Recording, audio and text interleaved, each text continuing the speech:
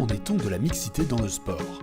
Des terrains de football par un soir d'été, vous ne vous étonnerez sûrement pas d'y trouver, s'entraînant côte à côte, des joueurs et des joueuses rêvant à égalité d'accéder un jour au plus haut niveau de sélection.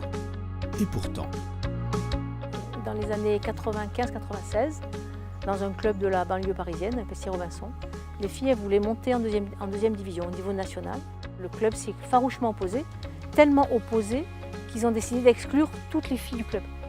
Nous, avec les parents, on a décidé de se battre. Il fallait se fédérer et du coup, on a dit on va faire une association de défense des droits des femmes dans le sport qui s'appelle Liberté aux joueuses. On a créé un nouveau club de football, on a tout restructuré pour les petites, les cadettes, les grandes. Et la réflexion s'est prolongée en se disant, est-ce qu'avec cette action-là, on a réglé le problème de l'égalité entre les hommes et les femmes, les filles et les garçons dans le sport? La réponse, malheureusement, c'était non. Je peux vous dire que 20 ans après, c'est toujours non. Et c'est pour ça qu'on est là aujourd'hui, et c'est pour ça qu'on engage une nouvelle action. On a décidé de créer des projets pour aller travailler à la source, travailler à la fois avec les enfants, les petites filles et les petits garçons, les faire jouer ensemble, leur faire comprendre qu'il n'y a pas de sport pour les filles, il n'y a pas de sport pour les garçons, que l'essentiel c'est de courir, c'est de sauter, c'est de jouer. Donc nous, on travaille en présence des éducateurs référents, les animateurs de structures associatives, les enseignants, si on peut les parents. Et on commence par la motricité, l'espace, la course. On arrive avec des jeux éducatifs pour les petits qu'on adapte. Lancer ou porter un ballon en utilisant ses bras, ses jambes, comprendre dès le plus jeune âge que cela est à la portée de chacun, ainsi s'installe durablement la confiance en soi et la capacité à relever des défis, de quoi mettre hors jeu bien des stéréotypes. On ouvre un potentiel, une opportunité.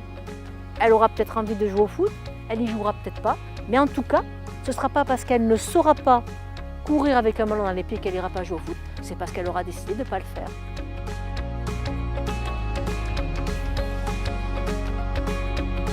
Il fallait amener les enfants, eux aussi, à prendre conscience. Et non pas en arrivant avec des adultes comme nous convaincus, les enfants il faut penser comme ça, non. Mettre une situation en place, une image par exemple, avec une poupée, et créer le dialogue entre eux et peut-être avec nous. Une poupée, c'est une représentation miniature. Ça peut être un soldat et ça peut être un poupon. Mais pourquoi un objet qui a un seul objectif, faire plaisir, faire jouer, faire inventer, créer un imaginaire, que pour les petits ou les petits garçons. Quand c'est pour une fille, c'est nul, ça joue à la poupée. Et quand c'est pour un garçon, je joue au soldat. Pourquoi? En faisant parler les enfants, on fait exister leur représentation. Et c'est en partant de leur représentation qu'on engage un dialogue avec eux pour leur faire prendre conscience qu'il y a peut-être une autre façon de voir les choses. Dans toute la France, Liberté aux joueuses s'implique sur le terrain de la sensibilisation du plus grand nombre à ces enjeux fondamentaux que sont l'activité physique et la pratique sportive pour tous. La mixité dans le sport progresse et lorsqu'elle rejoint enfin les rêves d'hier, il convient d'être au rendez-vous. On a une chose énorme qui arrive en France. En 2019, on aura la Coupe du monde de foot féminin en France. Et ça, pour moi, c'est énorme.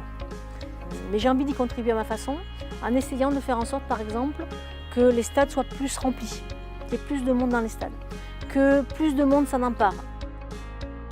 L'idée, c'est de faire fabriquer un baby-foot, ou plusieurs, ça dépendra, avec une figurine fille et une figurine garçon.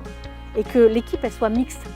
Il y a le symbole, il y a l'objet qui représente bien notre thème, et l'idée de faire jouer des gens qui ne savent pas jouer, qui n'ont jamais joué. Et je l'ai déjà vécu une fois, et qui viennent autour de ce moment de jeu, rire, se faire plaisir, partager quelque chose de collectif. Et j'espère que ça plaira, j'espère que ça donnera envie de venir jouer au baby-foot. Et certainement qu'on aura l'occasion peut-être de se retrouver sur le terrain. En tout cas, à celles et ceux qui viendront, à celles et ceux qui regardent et qui viendront peut-être pas, en tout cas je leur dis quand même merci.